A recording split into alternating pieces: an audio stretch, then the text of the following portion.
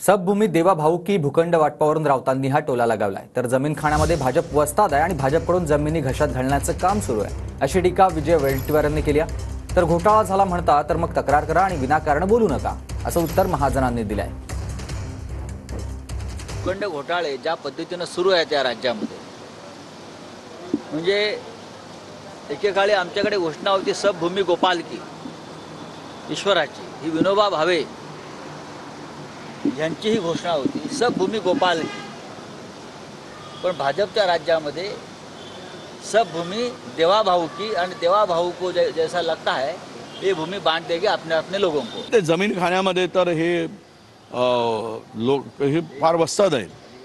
सगळ्या प्राईमला आणि सगळ्या जमिनी भाजपाने सरसकट खशात घालण्याचं काम सुरू केलं आहे।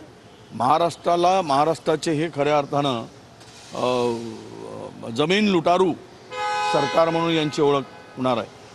पूर्ण प्राईमला सगळ्या शहरातल्या जमिनी त्यांच्या संस्थांना, त्यांच्या मोठमोठ्या डेव्हलपरला, बिल्डरला 25% दराने रेडी रेकनरच्या आमच्याकडे जवळपास सांगितलं मी 5 लाख कोटीच्या जमिनी यांनी आतापर्यंत वाटलेल्या आहेत।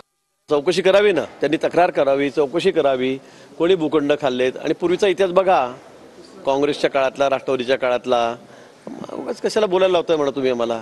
तुम्ही चौकशी करा, तुम्ही तक्रार करा, तुम्ही सांगा ना काय घोटाळे झाले म्हणून। पण विनाकारण काहीतरी हवेत गोळीबार करायचा, काहीतरी निराधार गोष्टी पेरायच्या आणि वेगळा नरेटिव्ह सेट करायचा, मला वाटतं लोकांचा यावर विश्वास नाही। देवेंद्रच्या बाबतीमध्ये त्यांनी काही आरोप केले तर मला वाटतं लोक त्याच्यावर विश्वास ठेवणार नाही।